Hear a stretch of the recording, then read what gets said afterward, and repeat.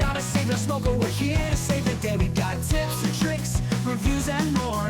Join us on the back porch, that's what we're here for. We're not professionals, but we're here to help.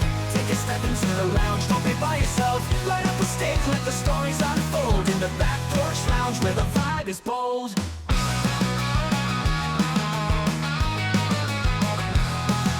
Shy about the shop, no need to fear. We'll teach you the ropes and make it all clear.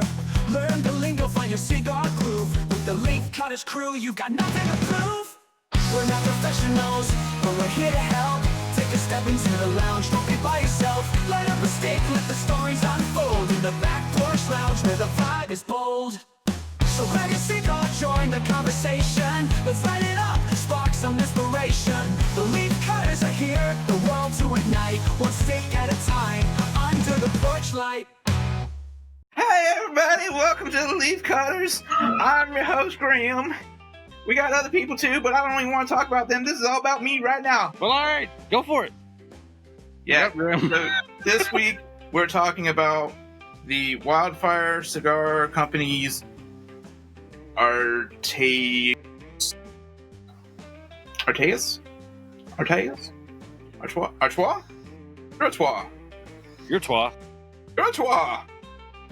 Okay, I'll take it. It's fine. That's as far as I First got of from my all, notes. You had an awful intro for the cigar. It's in a world where leaves burn, but stories live. Yes. Wildfire Cigar Company coming at you. Right, well, maybe I'm not as creative as you, sir. I'm just saying. Jeez. I mean, if you're gonna do I it, said do we it use right. both. Okay, we can use both. Yeah, let's use both. Yeah, just go with it. But that is a badass, you know, band that says "Leaves burn, stories live." Epic. And You're then not going to know how to Stories don't pronounce want to live. fire. the word. Yeah, it's. I mean, there's like no hyphenate over the O or anything, so I don't want to call it Artois or whatever. So, Wildfire, if you could comment in the section, don't ever review one of my cigars again, but it's pronounced this with the phonetic. I may or may not have taken pictures and had one or two of their cigars already. Don't get us kicked off. I'm just saying. Well, I mean, we won't kick off our own show, but they'll Andy, ask are us you not saying to review their stuff anymore. You already have an opinion formed about this cigar company? Not this one. I have not had this one. But thanks to our wonderful host, our wonderful sponsor, Penny's Public House. Penny's Public House. Tell me more House. about this Public House of Penny. Yeah, good stuff. Yeah, good stuff. I may or may not have had a few cigars from Wildfire. Thanks to Penny's I Public got to start House. drinking from Penny's. Yeah, from that. And the more I drink, the harder that's going to be to say. Not slurring words? Try Lemon Drop. All right. So as we're lighting up, Robert may or may not have a question. Why does the United States Postal Service suck so bad? I don't know, but I hate them. What's the correct way to watch Man. Star Wars?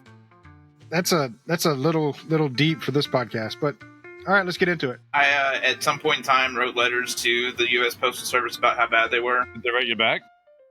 No, I'm pretty sure it got lost in the mail. I went full Shorzy on them too, man. Like, I explained to him at one point in time that, if they tried coming up our driveway, my dog would bark. And if my dog barks, she'd fucking die because that's how old she is. Like, there's no reason to fear the dog. There's no reason to fear the dog. Just come deliver the package. And they didn't. I wanted that package. Did, So they got did you report with Give Your Balls a Tug? I kept Give it your as balls PG a as tug. possible. Balls a tug. I'd say that, but I probably dropped the fuck word a few times. Who knows? I don't know. This was years ago. Give your balls a tug, you take fucker. So, well, well, no, good. right. How are you, buddy? No, go ahead. I'm smoking now, so you do whatever. Is that how this works? You do you. That's why I smoke during all the pod. That's why I smoke during all the maintenances we do on Saturdays, so that you can do the work. It's a 50-50 job. Amen. So, the reason why the Postal Service sucks is because they have not delivered a couple of packages that we were waiting for to have a nice guest on for you this weekend. But that's okay. That guest was nice enough to say, hey, we can reschedule. Not a big deal. And we were looking forward to having that package because, spoiler alert, it's Lure Cigars. Lure Cigars is supposed to be on this weekend, but instead we're doing a nice penny cigar for you. And It is that's nice all I that have we to say have the about ability- Postal Service because I like to get my shit. Like I said, I like the ability. I like to have the option, like today when shit doesn't go the way it's supposed to, or people don't do what they're supposed to do, like deliver packages. We have the ability to pivot, Yeah, flexibility is We'd always like to good. have that option. Good. or maybe put it on the end. Stand it up. I don't know. Pivot, whichever gets the couch up the stairs. Excellent Friends reference there. For the 4 people who got it, they are rolling right now. I'm just kidding. There's more than 4 people that watch Friends. Guaranteed. At Yeah, one we point- need to fit that diagram. How many of them watch our podcast? No, I'm starting to see that number dwindle as I think about it. The Friends Leafcutter podcast Venn diagram probably just includes Andy and I in the middle. Probably. I mean, I've seen it too, so that you got 3. Grumbles, you were gonna say? I was Well, wait a gonna minute. say, You to be said fair, I watch our have written a book- podcast. None of y'all watch our podcast, so fair. I I do. watched the So what do ones you I'm make not the on. graph? I do. It's been a little while since I've watched a full one, but I do enjoy our clips immensely. Confessions here on the podcast. Yes. So the let priest. me ask y'all. Wait, Okay. Grim had a question. Grim had a statement. Let Grim do the thing. Oh, no, fuck that. No.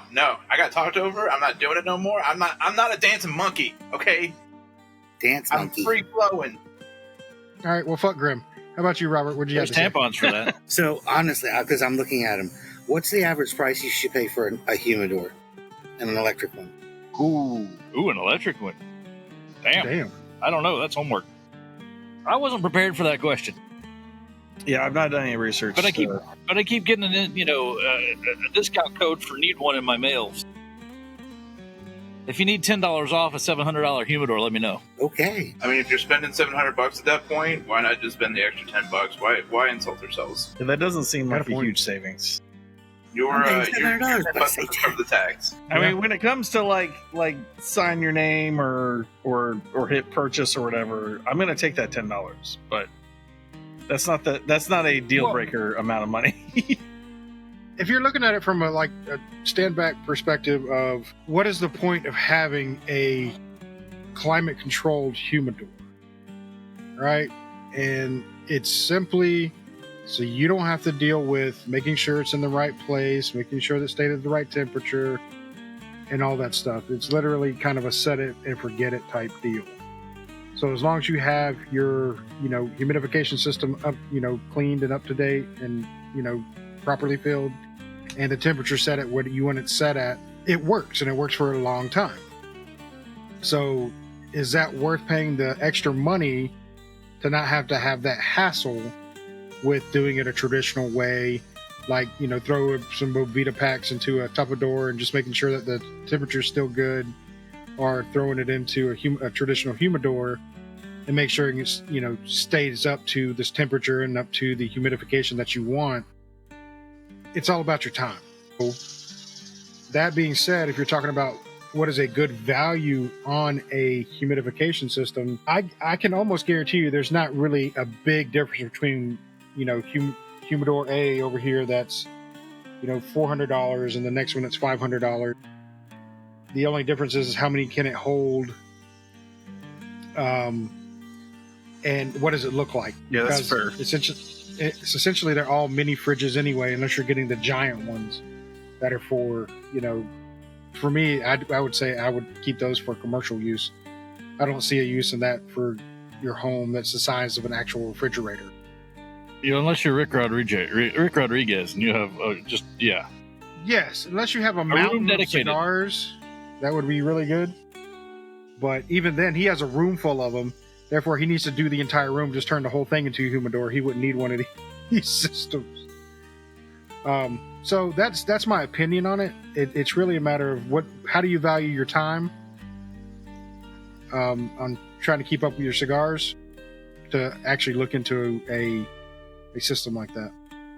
think here's my take on it. I've had the same Diamond Crown humidor for, help me out, Gibbs, 20 years.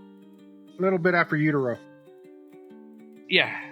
When I started saving, storing cigars because I wouldn't smoke them every 2 seconds. That's it.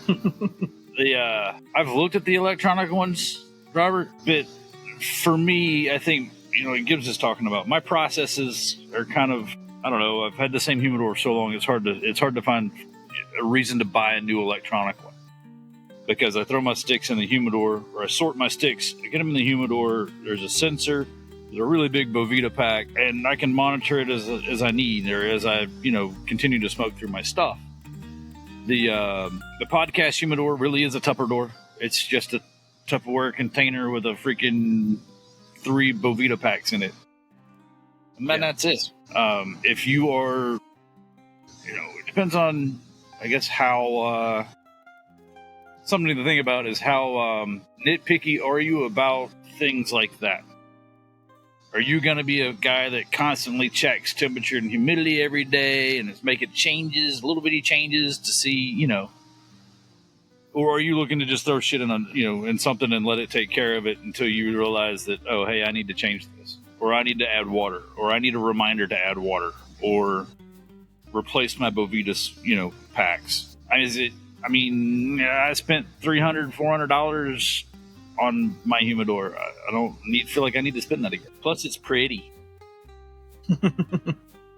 That you bring up a good point there too. It's like, if you have a wooden humidor or a Tupperware door, I think it would last you through the years as far as like maintenance and things go. Like, because when you're talking about something with electronic with a plug-in, it has parts in it that could wear out. Like the fan on the back may wear out. It might get a short. Well, you're not going to get any of that with a box or a Tupperware. Unless somebody crushes it, it's going to be good. And they're going to get hurt if you're going to get payback pretty quickly if somebody crushes your humidor or Tupperware. Yeah. At least in my house. So, but let's ask somebody who, Grim, doesn't yours do temperature? It has a temperature gauge on it, but it doesn't maintain it or anything like that. It's got a Indian temperature gauge, and it's Velveeta packs and those little like strips, doing the work. Okay, I didn't know that if yours did or not. So I was going to let's ask a man who actually has it. It's fancy, it's not cheap. I really like it. It's still fancy.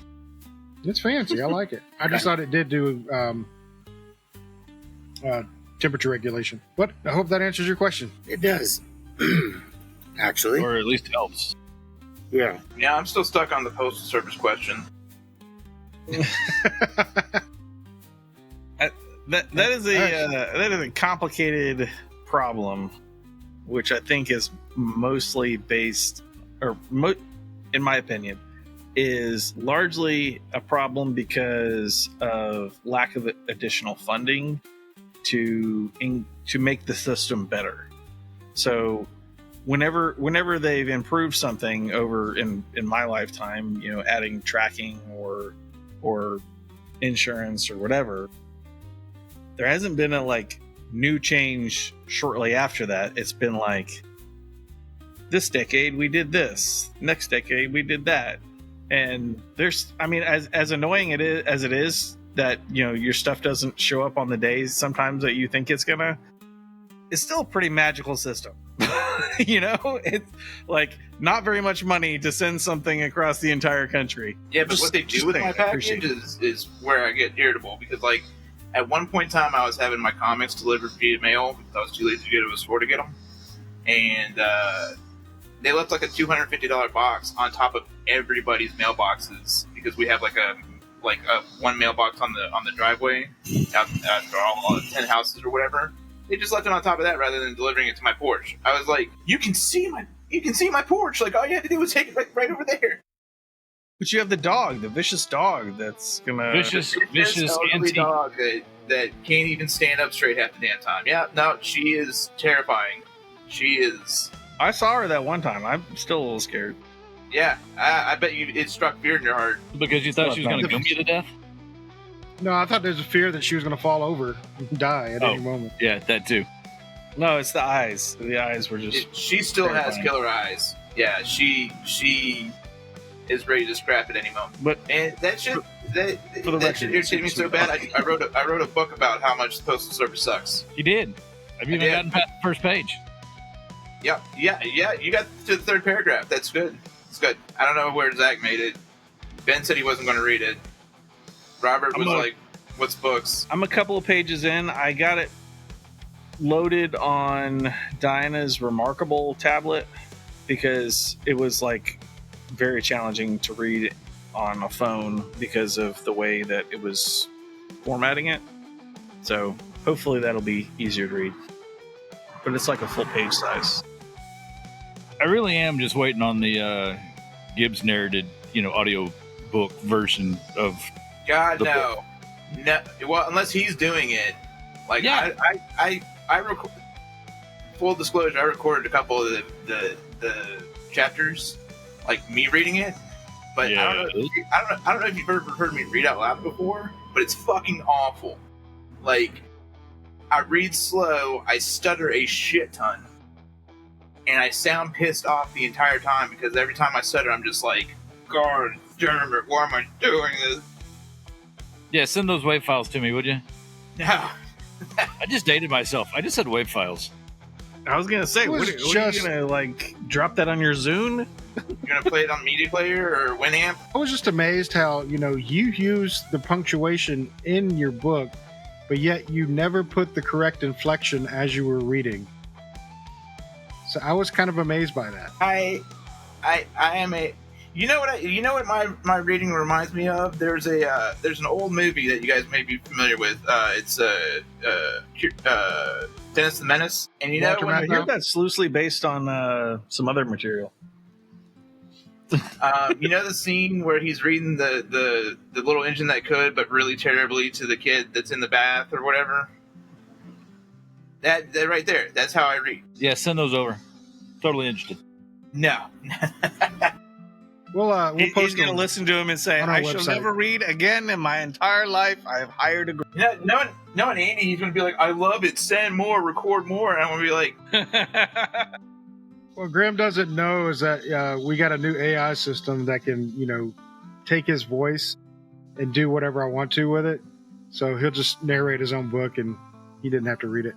when are we gonna do that? Yeah, when are we gonna do that?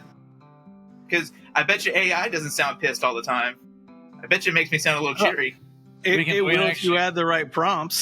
They will add the prompt. Sound pissed the whole time you're reading this. more pissed off. Stutter More random angry. number words. Read this angrily. Pretend you have a beard. Read this like you didn't receive your package from the USPS. Yeah, no. Yeah, so when are we doing that? That sounds awesome. Look for it next week. Send that to me. I want to hear it. Yep. I mean, it's getting scary with AI these days, man. You literally can make yourself an AI and have it do your podcast for you and just put whatever prompt you in. Is and that it'll is that do it. why you keep Max doing the Max Headroom? What? Yeah, I'm actually doing that right now. I'm not here. Buffering. God, my AI would be terrible. Like I see a lot of sarcasm in it, you know? I see a lot of Sarcasm and myself hate, in yeah. it. Like somebody asks a question like, hey, how do you change a flat tire?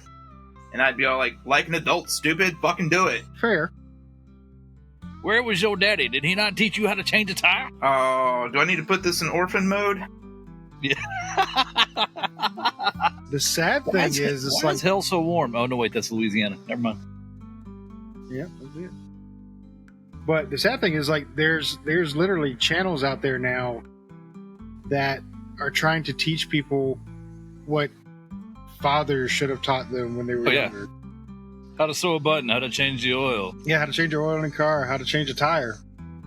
There's a guy I follow on Instagram that does how to tie a tie, but I mean I know how to tie a tie. I've known how to tie a tie for eons, but I only knew how to tie one knot because that's the only yeah, knot there's Dad like knew how to a bunch. tie, and that's the only knot Dad Yeah. taught me. I like this dude. I mean, I can like the Merovingian knot from The Matrix. Look for that at the next wedding I have to attend. Yeah. I refuse Double to watch Windsor. them. Your tie knot is like the width of your neck.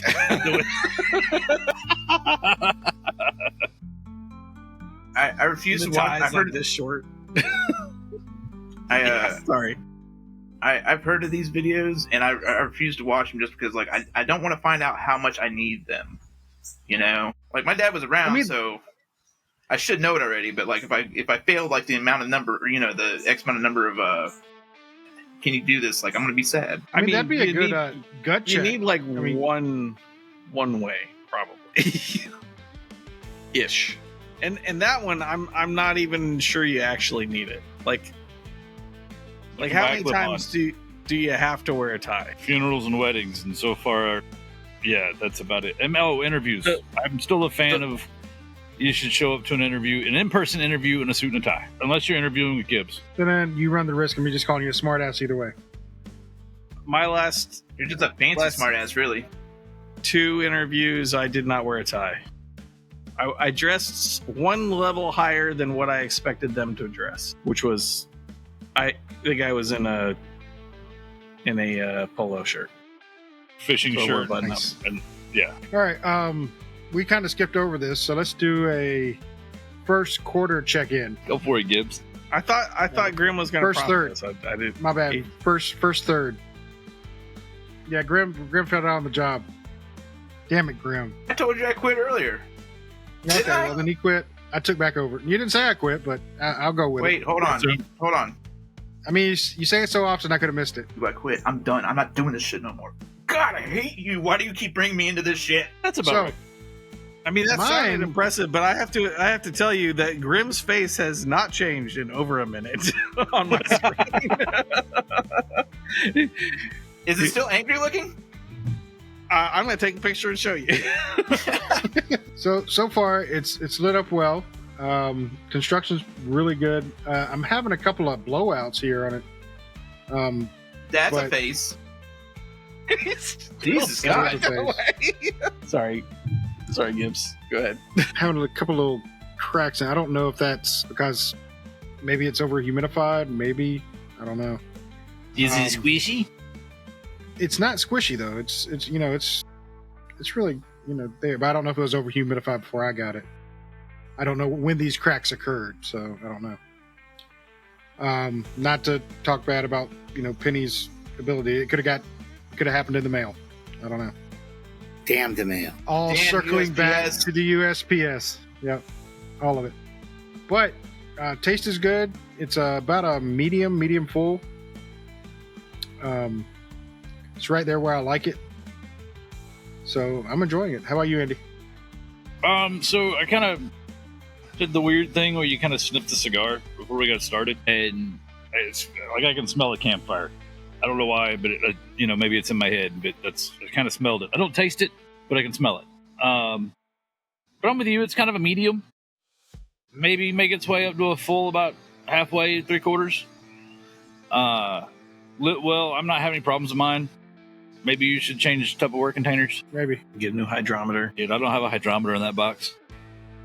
Yeah. It's hopes and dreams in that box. It's just here's some facts. Good luck. It's the podcast He's box. so in tune with it right now. He can just run his hand across the top and be like, needs more humidification. They aren't squishy, so I'm happy. And they're not. It's what, a quarter of the way through. It's not too dry that it's. So no, but I'm enjoying it. I like it. I like it a lot. All right. How about you, Grim? I do feel like there's some fire to it because it's lit and it's got the heat and the thing going for it, so the fire is there. But the wild is like, it's missing. I'm hoping that like on the second half of the cigar, it just goes nuts, like takes off its top and goes running down the street. I think that would be Fire's Gone Wild, not necessarily Wildfire. I mean, it's Either just way. changing the words around a little bit. They all Yeah, mean the same thing. Yeah. It's Good heavily point. implied that people are going to record it and try and sell it to shady people. I mean, fair point. How about you, Robert? I was looking okay until I took the band off and it started cracking right there. But no, it lit up well. Input's good, output's good. Good flavor. So far, so good. Like it. And Zach. Really enjoying it. I don't have any cracks or issues that you guys are discussing. It looks very clean on my side, but I've also not tried to take the bands off, so could be hiding one under there. I'm getting a little bit of like kind of chocolatiness on the retrohale, which is kind of pleasant. And like Andy was saying, the smell of it kind of reminded me a little bit of a campfire. I don't think that's psychosomatic. I don't think that this is fire cured like a KFC or something. But it's quite pleasant. It's a good cigar. I'm getting about maybe a medium full out of it. Not on the medium side of medium full. I'm gonna have to be honest here and give Zach 10 points because as soon as he said psychosomatic, Prodigy did go through my head, and I did start singing it. Does that count if it was unintentional? I mean, since I'm owning up to it, I mean, yes, I appreciate points you to owning it. up to it. Okay, I'll take because it was psychosomatic. I can say, feel the pressure. Mm-hmm. There's all there. It's Wait, I just did it to myself, or you did it to me? I don't know. You get 10 points though. all right. 10 points back. So You know, I kind of wish. Gibbs, I gotta say, I gotta pause for a second. Gibbs, I wish the guys could join us on Saturday mornings during maintenance, and that's all we do. It's song the hell at each other for like 2 hours, just because I need the points. Yeah. I mean, I'm still it's fair. moving, right? we're much technically no. You got passed by Desiree and Andy on that episode because both of them got like 40 plus points. Desiree is a champ. I mean, I think you've won the most episodes, so you're still the leader there. But as far as like, points in one episode, I think Andy and Desiree's beat you. Sorry, buddy. Still love you. Pour you a margarita. You're gonna have to come get it though. No distance is too far for margarita. 560 some odd miles. Let's just call it an even 600. So, speaking of Desiree, bringing up her, she recommended, the last time we were here, we watched Lioness. But yeah, I went back and watched Lioness, and I didn't stop until I was out of episode. dang. I mean, I had to sleep, so Which it sucks did take. because now you're 2 missing out. days. Now you have to wait for new episodes. That's exactly what I was about to say. It's now it sucks because I have to wait for new episodes because there's only 2 seasons of it right now. But it was fantastic. Uh-oh. Go get him, We Zach. lost that. Zach's going to watch Lioness. You talked him into it. Gotta watch this now. My fuck this podcast. my light's got an umbrella on it that uses as a diffuser, and it's a little windy, and it just went whoop. I caught it. NTM, it's a twister. It's a twister. I'm thinking I maybe should take the diffuser off, but it's a little harsh to look at. But, That's because we're Lioness in the was- big time, ladies and gentlemen. I've got a light that I use to help you see my face. You're welcome, America. Well, we want to be able to see the beard, man. It's the beard. It's the glory of the beard. Glory of the beard.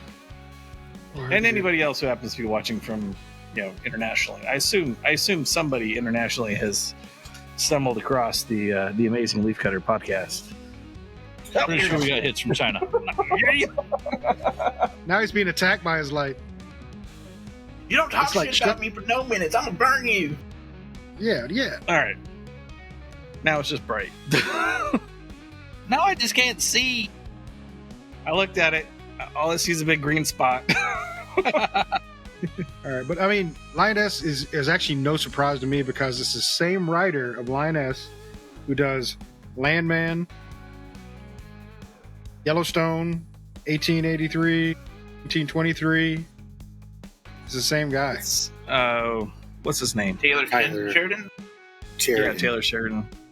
Taylor I didn't Sheridan. realize that was one of his shows. I really It's one of his enjoyed the other shows that you mentioned, Mhm. and we just recently finished Landman, and I was like, I could go for season 2 of that. That's pretty cool. Yeah, Landman's good. He's really I mean, good it's at got- writing characters that are terrible people that you still root for some reason. That's a fair observation. Terrible people is maybe the wrong word. A lot of people have redeeming qualities, but it's just like, How about a person that's from that tough love generation? yeah, It's What, like you mean the 70s they're and gonna 80s? force you. Yeah, okay, there you go, from 70s, 80s. it's definitely They're got some going Gen X to vibe. make you do what they need you to do, and it ends up being the right thing anyway. Yeah, that's it. That works.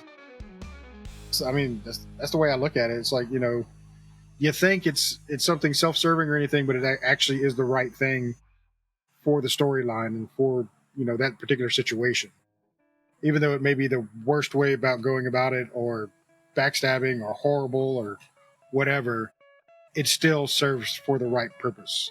So you're like, I want to argue with it, but I can't. Stupid. So he's good about those kind of situations. Is Tulsa King one of his too? Ooh, good question. I don't know. I don't think so. It seems like it's written a little bit differently. It's really good. Yeah, though. a little bit. I have to look do it like up. Tulsa King. Yeah, I love Tulsa King. I got you.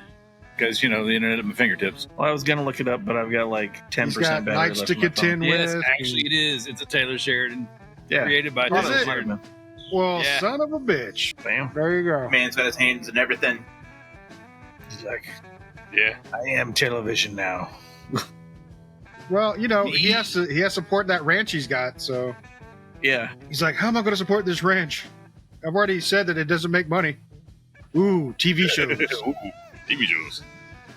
Let me write stuff. But it makes me think, what kind of background does that man have to be able to write from those swing sides, you know? I mean, Yellowstone, 1883, 1923, all same storyline, so, you know, that's pretty easy. Well, not easy, but, you know, same genre, so you can kind of keep it the same, just change the time.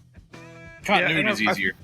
I feel Yeah, like continuity's some of the story components from like 1883 and 1923 particularly are maybe adaptations of existing stories that he kind of wove into the Yeah. this, you know, the Dutton Yeah, because he's family. telling the story of all the way up to Yellowstone. But No, well, I mean, Take but that like some swing- of those story components are like plucked out of other things, and like, oh, that's cool. oh, I got you. I don't know that is true. I don't have any evidence of that.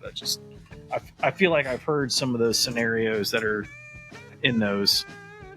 Maybe it's because 1883 is basically the Oregon Trail, Yeah, it's the Oregon Trail. just with better graphics. yeah, Let's just plenty of dysentery too. There was dysentery. Okay.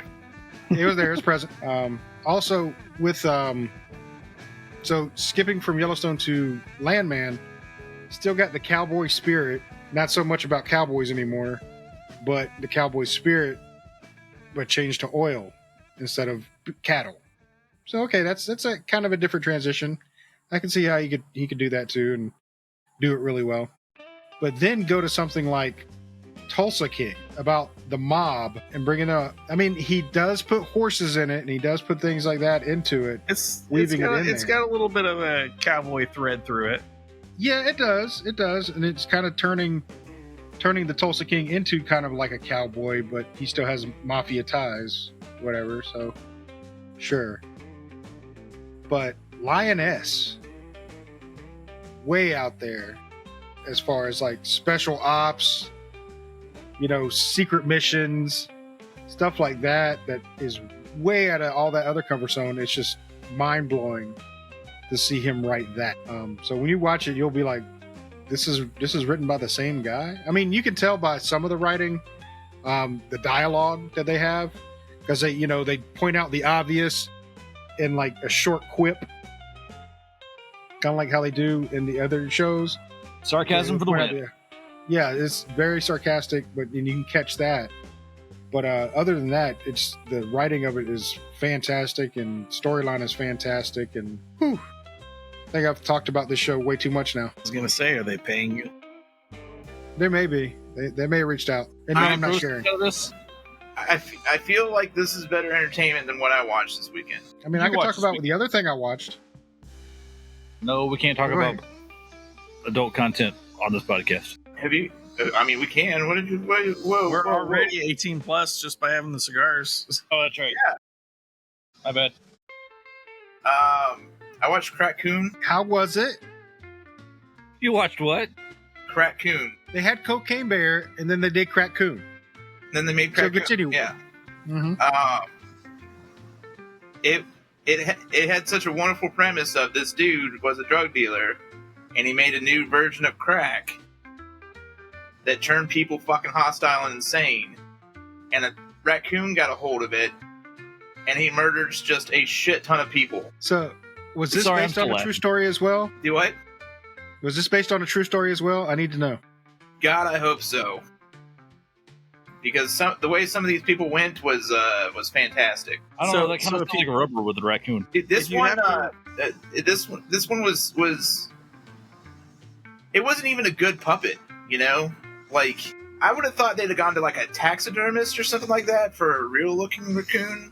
Like, this thing was shapes. It was shapes. So real quick, if you have to rate, Crackoon and Cocaine Bear, like what order are they in? No, Cocaine Bear's still up here because it looked like a real bear. You know, they had 3 different parts in the movie where they had to show the raccoon going from point A to point B, and it was Windows 98 type graphics. It was fucking awful. MS Paint for the win. Yeah, it was so cheaply, and I guarantee that was like 80% of the budget in the film too. Was just those 3 shots of the raccoon moving, right? And then the rest of the time it's like a hand puppet going, and it has huge red eyes and shit, and just like it's like a South Park character, just like shifting back and forth as it goes across the screen. I have the worst analogy for what it looked like.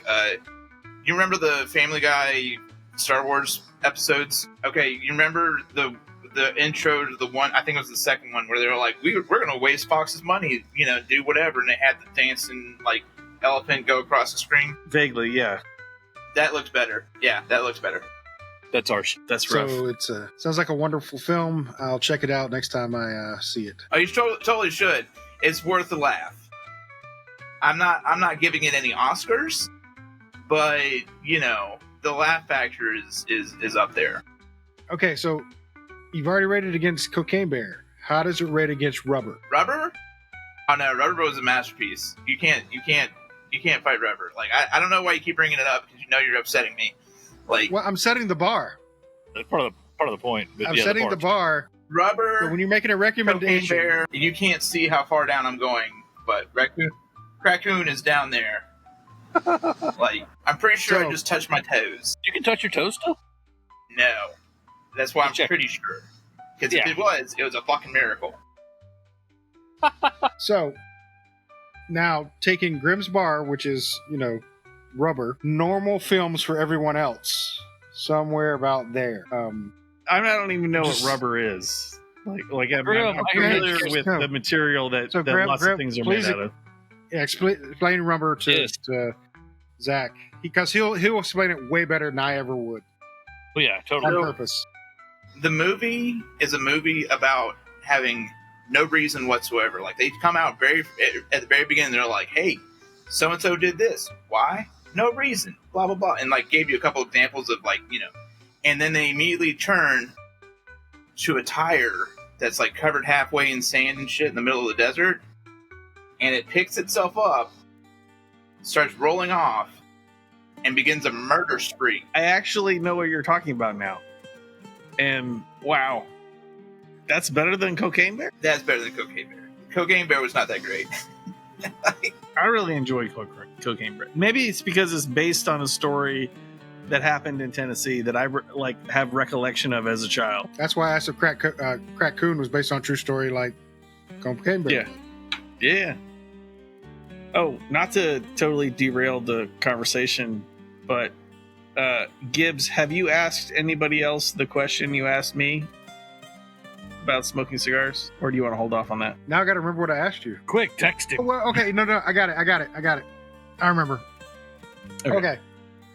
So I found. Is this from our one-on-ones? I'm just asking. No. So It was part of your review. No. Damn it. when looking into the whole trying to pull out flavor profiles on a cigar, I was looking at different techniques that people have tried, and one that was brought up to me, I actually saw it in just a random video. Don't know who it was. Whoever it was, thank you for pointing this out to me, because I didn't even think about it until And it was pointed out to me. So, Andy, when you take a normal puff on your cigar, where is your tongue? So, for example, it's subconscious. So Yeah, hang on. it's a I'll tell you, subconscious now thing. that I have So to for think me- about it, hang on. that's what I'm saying. Naturally, where's your tongue? During the draw, it's flat, Okay. but on the It's flat. exhale, Is it touching the cigar at all? Okay. So it's flat. Go ahead. flat behind the teeth. All right, flat behind the teeth. All right. How about you, So- Gribbs, that you're doing it right now? I was gonna say, but while I'm exhaling, it's raised up. Okay. My tongue's back and then Back and in. not Okay. touching.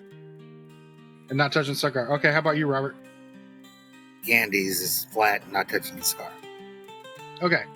So with mine, I found that naturally, for some reason, my tongue rests on the bottom of the cigar. I don't know why.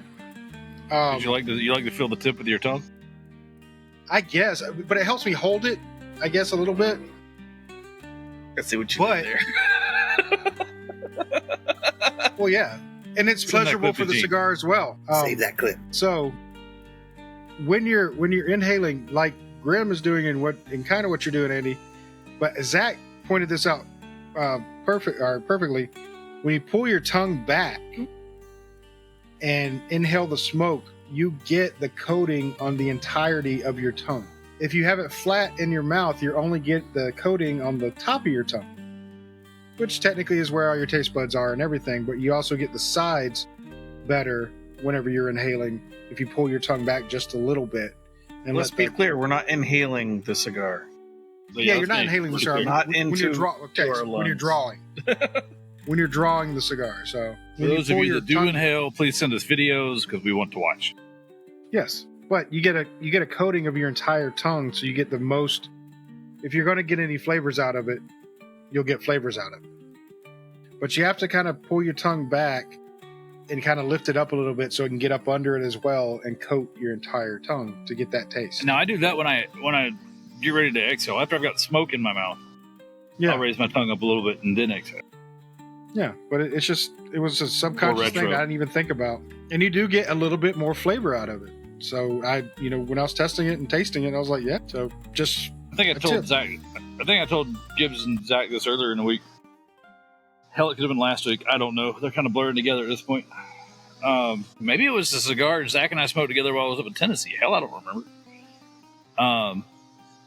But yeah, I actually went, oh, hey, that tastes like chocolate. I got one of those aha moments. I mean, it hasn't fucking happened since, but I mean, still.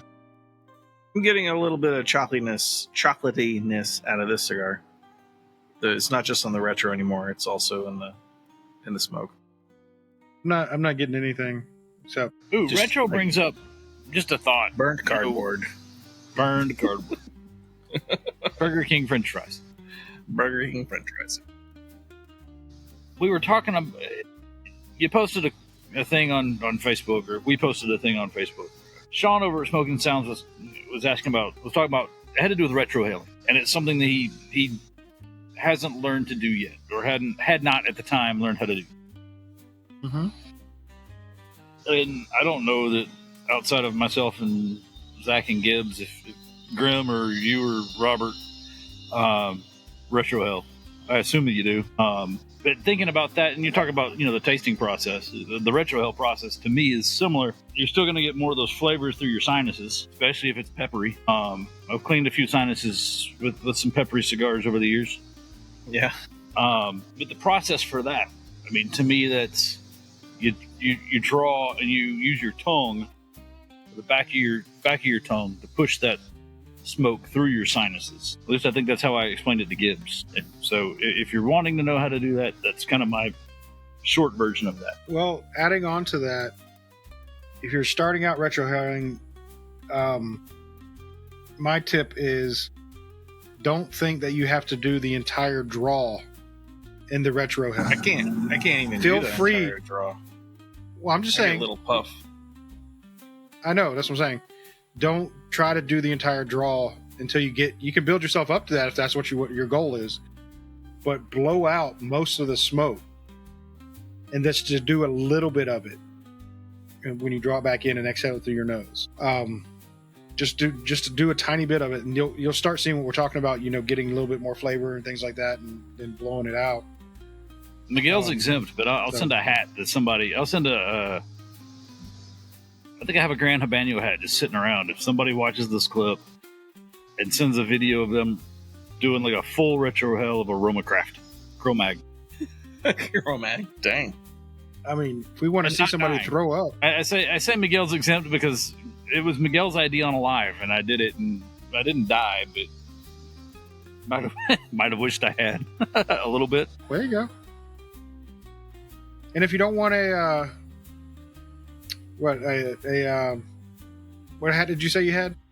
Grand Habano. If you don't want a Grand Habano hat, I have several other hats you can pick from. I think I have an Asylum hat, a couple of... Wait, which Asylum hat do you have? Hang on a minute.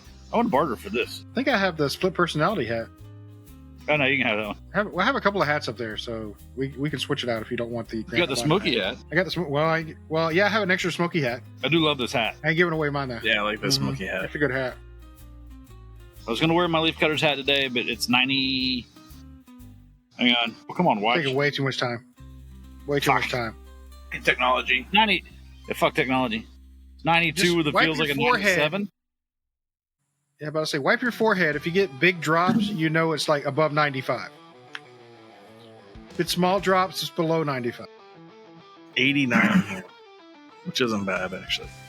I'm happy with the Justin Shrinsky patio cooling setup. Thank you. Who also has products available for leaf cutters at for leaf cutter followers at a discount at Finn's Woodworking. Hey, they look like that. Yeah, look at that. Yeah, Finn's Woodworking and Design. Oh yeah, we're turning this into a commercial. Mm-hmm. Yeah. Damn. Yeah, perfect. But let's check in on these cigars since I know we're a little bit over halfway. I mean, I'm not. in the Okay. Well, Jesus. I know I'm a little bit over halfway. It looks I'm like just Zach's a hair over over halfway. half. Yeah, a little over halfway. All right, mine is stay consistent. Once I got past the cracks, it's still. I mean, regardless of the cracks, it is held together. It's not like falling apart or anything like that. Like I said, that just could have been something that happened in transit. To be 100% honest. Or rolling around in your humidor. No, it could have been. Yeah, it could have happened rolling around the humidor. Because these have been swapped out from humidor to humidor several times. Because we've had them for a minute. The taste of it is solid. I really like the taste. I can't pull any notes out of it, so I'm not even going to try. The retro hell on it is it stings a little bit, but it's not harsh. But it definitely has something to it whenever you try to retro hell it. But so far, I'm enjoying it. I do like it.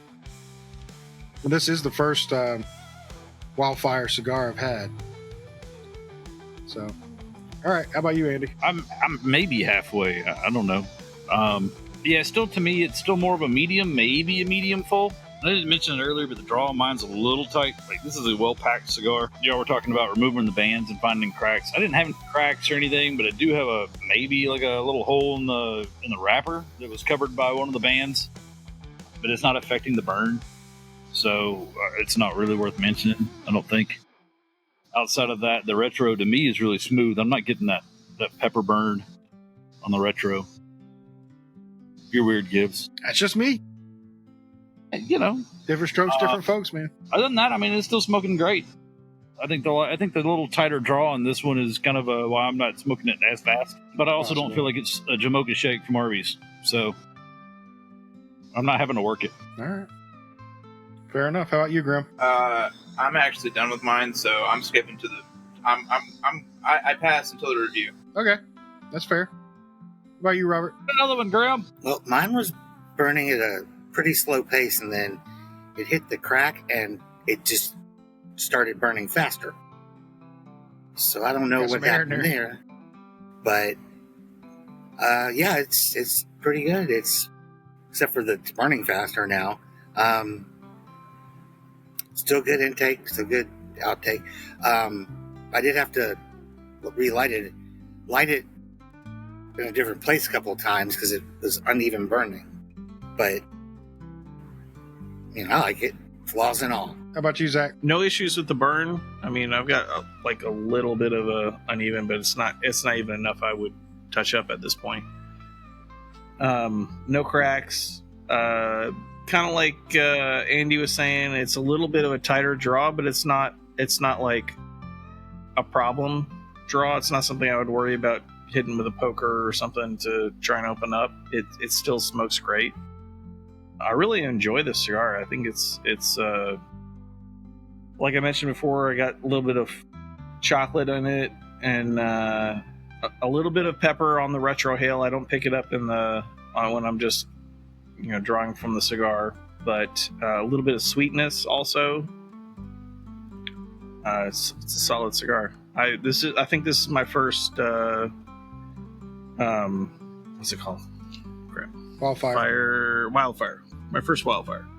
But yeah, definitely a good cigar. Well, going back to what y'all were saying earlier, whenever you said you had that campfire smell to it, I could see a bunch of guys sitting around a campfire smoking these, shooting the shit. Sure. It's that kind of vibe, that kind of feel to it. Even when you're smoking it, I mean, I'm relaxing. I'm, very chill. Not really having a care in the world anymore. Even though, before we started this, I was kind of pissed off, and Grim took over the show, which I appreciate you, Grim, for doing that, stepping up, being a man, and just doing it for me. And I appreciate that. But it, yeah, I think it's a good cigar, and it's good for relaxing and shooting the shit. Get on it. So I went back and looked at our Discord, in the pictures we've got, because I'm the one that's had a couple of these. I've had like the Revivalist and the Wanderer. They're similar, I guess, in flavor profiles. But I'm liking this one, I think, probably more than I like the other two. It probably has something to do with the people I'm smoking with. But outside of that, I'm still digging it. Environmental factors. We're skipping the fact that it's 95 degrees outside. Yeah, I still can't figure out how do you pronounce that name. I know it's backwards in the camera, but I don't know how to pronounce that. It's not backwards to the camera. We can read it. Okay. It's only backwards to you. I think it's still Backwards to Artaois. me. You think it's Artois? It's Artaois. Artois? Artaois would be the other pronunciation. Yeah. Wildfire is definitely going to have a strongly worded letter. So send it through USPS, and we'll probably never get it. Dearest leaf cutters, you guys suck. Learn to read. Ow. Reading is fucking fundamental. As Jordy LaForge said, read a fucking book. I like Is that that right? because of reading Rainbow and everything. I got it. Yeah. I'll go with it. But yeah, I'm not smoking this one as fast as I usually smoke them. I think Robert, no surprise, but Grim's have finished them pretty fast here lately too. I ended up picking it. I was going to let it go because it was super hot, but I ended up picking it, which is a sign that it's a good cigar. I know, right? If you went back and got a pick, yeah, it's got to be pretty decent. I also forgot to get a picture, so I hope somebody else got a picture. I took a couple. Aw, Yeah, I took it's a couple fun. before. I saw something flying around. I saw something flying around your camera. Yeah, it's flies, man. I don't know what it is this year.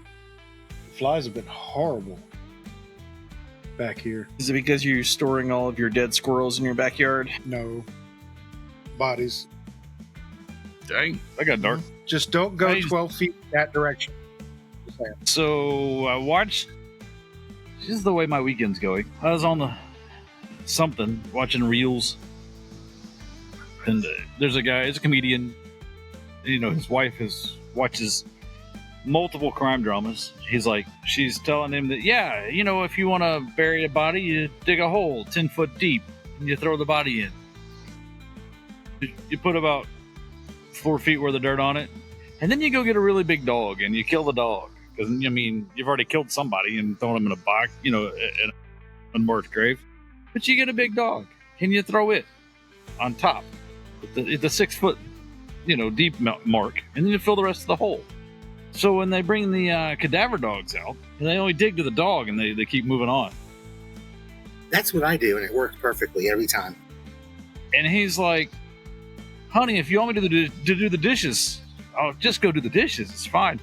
No, my wife's big into watching, all those murder mysteries and, crime dramas and things like that. And I'm like, she's slowly plotting to figure out how to kill me and cover it up. It's not slowly plotting. No. I mean, she's Informative building it murder over porn time. is there, man. I mean, but at least in my opinion, I'm okay. They'll catch her eventually because all they have to do is look at her history on Netflix and be like, oh yeah, yeah, she did it. So I'm like, I don't tell her this because I want that paper trail. In that case, this digital paper trail, just in case. There you go. So I changed my mind. If you do go 12 feet that way, you'll probably find me. Just dig deep, real deep. Just dig deep, past the dog, because I'm pretty sure she saw the same drama. Speaking of serial killers, there was an interesting documentary on Netflix I watched on Ted Bundy.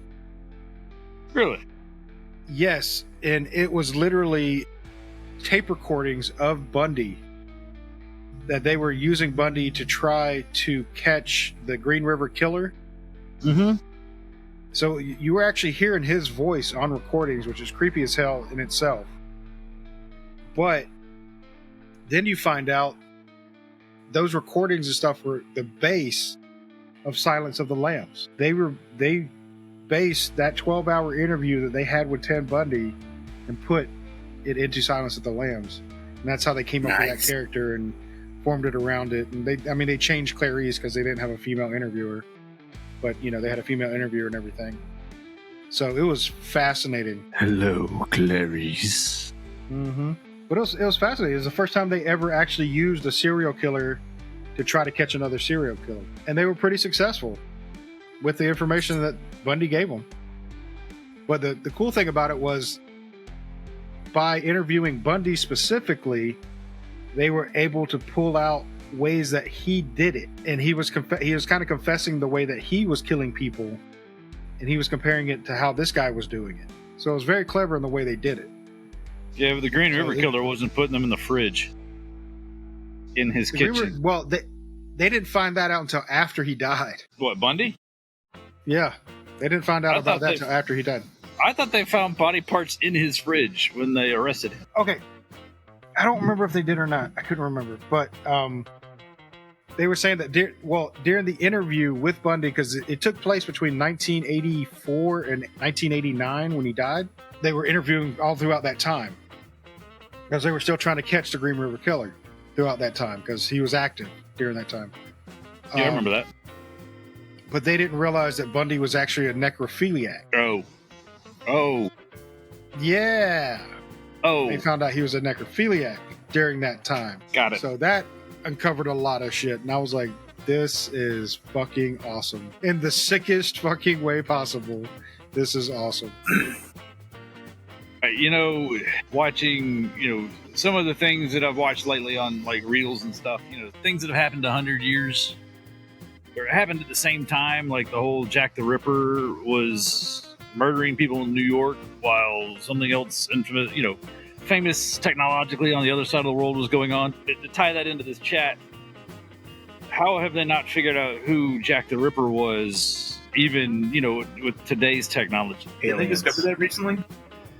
I think they did. Aliens. That answers everything.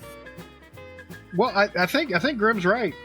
I think they did figure out who Jack the Ripper was. All right, I don't have my phone. Or who they found out. The person they suspected is highly likely to be Jack the Ripper. They still can't technically prove it, but it was a guy who was both in London and in New York, and would travel between those two. And he was the most likely person to be Jack the Ripper. And his name was Russell Edwards. Potentially. So there you go. Potentially. Allegedly. I mean, but like you said, I don't know how would they prove it? I mean, it's not like they took blood samples from him. It's not like they took, unless they had something of his that actually had his DNA still on it, and then they had DNA from something that somebody wore when they were killed, maybe they could. I like the way Wikipedia puts it. Everyone alive at the time is now long dead, and modern authors are now free to accuse anyone without any need for any supporting historical evidence. I guess I didn't realize that Jack the Ripper was in both New York and England. I always thought that was an English, like a killer in England, in London. Well, I don't think in America they called him Jack the Ripper. I think in America he was called something completely different. It was Mark the Pointer. Mark the Pointer. Yeah, I think that's Mr. what it was. I Stabby. think, and then later on they started realizing, hey, these murders are similar, so it could have been done by Jack the Ripper. And then they found the guy that's like, hey, this guy is transatlantic. He does have a base in London. He does have a base in New York. This could be the guy. But that's a fascinating story too. If you actually get into it. They put all of the English stuff under Jack the Ripper, All the English stuff was Jack the Ripper, and then the Americans, also known as he had- the Whitechapel Murderer and Leather Apron. There you go. But you know what? Speaking of tires, let me ask y'all a question. Can you see that picture? Can you see that tire? Yes. Yeah. What is a can. tire that big for? Usually construction equipment. Yeah, some sort of earth moving equipment. That was rolling down the street, down 75 yesterday. No Not wonder rolling, there was an accident. but on the truck. It's Oh, for okay. giant tire swings. Yes. I would do that. Giant They're starting sequoia this trees. They're starting this new amusement park. It's called Dirt Poor. All right, they go tie it to the biggest redwood they can find with a giant trunk, and you swing on it. Oh man, that reminds me of a camping story. Or one of the things we did, like our father and son campsite, had a couple of guys climb the trees and run a wire across between two large trees and drop a swing from it. That was great.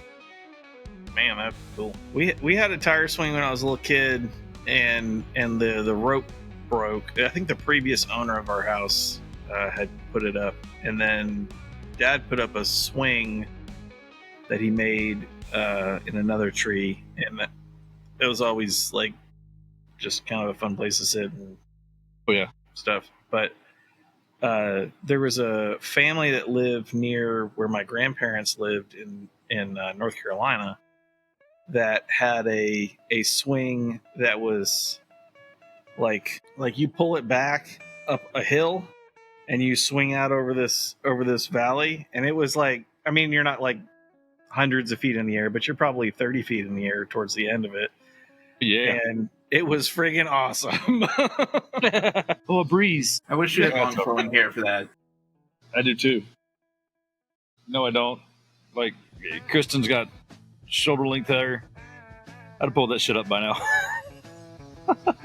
Too hot. To the sad part of my cigar, it just burned me. All right, we ready to rate these things? I know Andy isn't. He's still I can. puffing away. I'll go All last. right, so mine consistent smoke all the way through. I'm still going to call it a medium full, because toward the end there it was getting a little bit full. Good smoke. I enjoyed it. Like I said, I relaxed with it. That's what I want out of my cigar. No film in the mouth, so that's a bonus. Still can't get a flavor note worth a damn out of it, even with the new method that I was talking about earlier. So I'm going to rate it probably pretty high. It's probably about a 4.75. I would definitely pick that sucker up again, just because it was a positive experience. I enjoyed it. I like the flavor of it. I'm sorry we fucked up the name, but at least I know, hey, that's the one with the fucked up name. I can pick that one up. So I enjoy that, and I'm so sorry, Wildfire. Yeah, I know you can pronounce this way better than we can, but we didn't come up with the name, so haha, sucker. I can pronounce it wrong. I didn't come up with it. How about you, Grim? Oh, wow, you're really letting Andy go last? Like, what? We can just pick when we go? I'm going second to last. Fuck you. All right, how about you, Robert? I liked it. It lit up well. The input was great. Output great. It was going to be 4.5, and then it hit the crack and just took off. So I would have to say a 4. But it's something I would like to try another one of, just to enjoy the entire cigar for a longer time. Fair. As an interjection there, you can get more from Penny's Public House. Fair point. How about you, Zach? I've been enjoying the hell out of this cigar. It's really like pleasant and relaxing, and the chocolate flavor I'm getting from it is really good. Still maybe the full side of medium, but not medium full. And I'm struggling to give it like a definitive rating, because it's really solid, but it's not like standing out in the way that some of the higher cigars I rate higher do. But I would say I like 4.5 as the rating. I'm with you there on that, Gibbs. It's solid. All right. How about you, Grim? Can we have something now? I'm still not feeling it, man. Maybe I should go last. Maybe Andy can go. See, Maybe he can, back off his desire to be last and give it to his good old buddy Graham. Fine, you can have last, Grim. Yay! that was way too energetic. About 15 minutes. No, I'll go. It's fine. I did miss out on the wild part. I feel like there should have been something a little more wild about it, but it was a pretty straightforward cigar. I didn't have any cracks. I didn't have any construction issues or anything else like that. I didn't catch any of the chocolate notes that Zach said, but they could be there. I'm not an expert, So in all, 4.25. I would recommend it to people.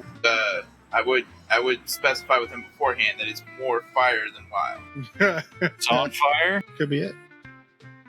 All right, Andy. Time's up. Let's hear it.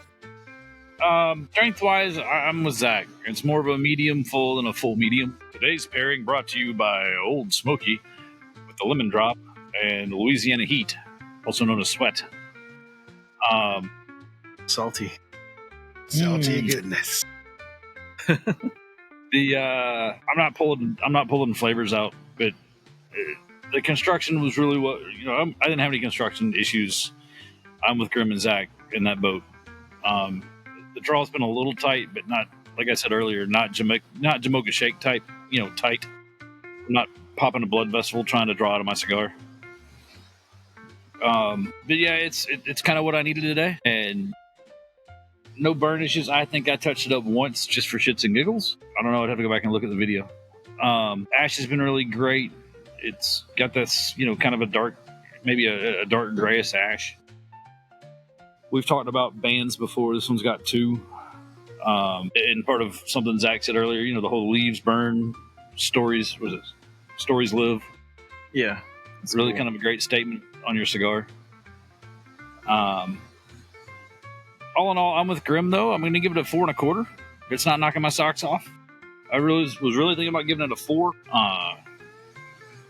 But the 0.25 really kind of is more company, and it's the relaxing moment I needed for today and this weekend.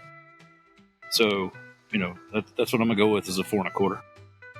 Yeah, I mean, I gave it a little bit higher just because of that factor. It's like it did what it's supposed to do. It relaxed me. It got me out of my headspace. It got me into enjoying the cigar and talking. So that's why I gave it a little extra there. But if you are in the Intervale area up in New Hampshire, go check out Penny's Public House. Please. I only get to enjoy it through Facebook and Instagram posts. But what she's done with that place, Penny has turned it into a place that I want to be at. The place looks awesome. It's got really comfy couches in her lounge. She has an awesome bar that is massive. And awesome drinks that she's concocting. Yes, she's coming up with some awesome drinks to check out. That I want to be there. So if I can't be there, I want you to be there. So we can live vicariously through you. And post your pictures of Penny's Public House. Show it off a little bit. It's an awesome place. She's an awesome person.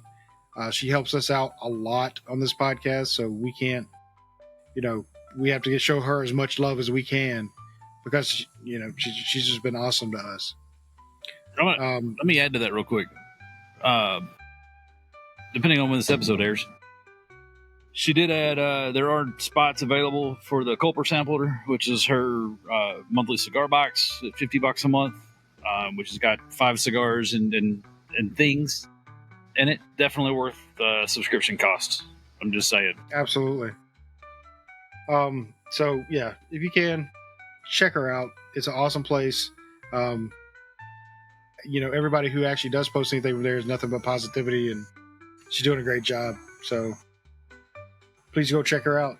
And on that note, I'm gonna say good night. Good night. Night.